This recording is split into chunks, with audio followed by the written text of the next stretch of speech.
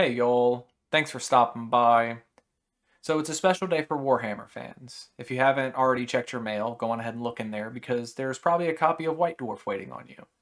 And if you don't know what that means, White Dwarf is just the monthly subscription magazine that Games Workshop will send to you if you sign up for it. It'll let you know what they have going on behind the scenes, the sort of stuff you should expect to be released coming out soon, things they have in the works, just kind of busy work, I guess. It's a newsletter. And in between all of that stuff, and I guess all, if you want to call it patch updates for the game, there's fan art that you can find. It's all the minis that people have purchased, the Games Workshop consuming public, that they've painted on their own that Games Workshop approves of. They reach out to these people and ask if they can include their minis in the magazine. And I mean, frankly, I feel like that's such an honor to be asked.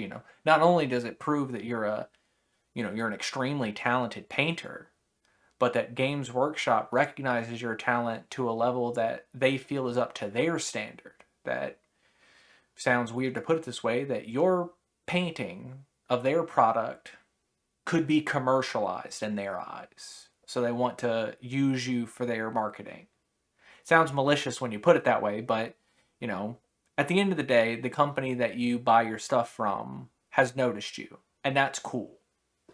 Now, someone's featured in this month's White Dwarf that's caused some commotion on the online side of the Warhammer community. Arguably the worst side of the Warhammer community, and anybody involved in the Warhammer community will tell you that. Things get much better when you go into storefronts compared to the weird role player Black Templars and Grey Knights that you're going to find online. So, sorry if you've dealt with those people before, but all of those people are upset at this full page listing that's in White Dwarf. The artist's name is CerberusXt. I followed him on Twitter for a while now. He posts a lot of really detailed tutorials. I found him with I think it was an energy sword tutorial for a flame sword. It looked great.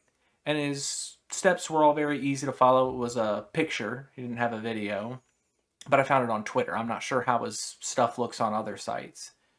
His little army that he has, his little display pieces, he calls them the Gate Crushers. And they were the ones that are in the thumbnail. And they're a very vibrant army.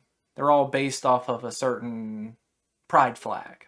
He says in his little spiel in White Dwarf that it started with a Terminid model that he painted in trans flag colors for a friend of his.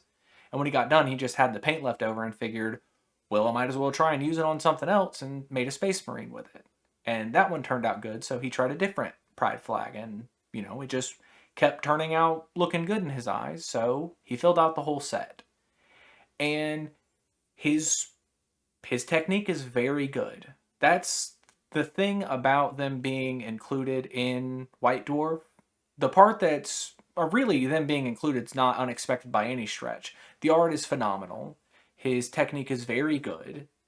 And as far as this whole, I've heard people say that Warhammer went woke for including this, but this is the same sort of message that their rogue intern posted all those years back, that Warhammer is for everyone, that it is an inclusive hobby to be a part of.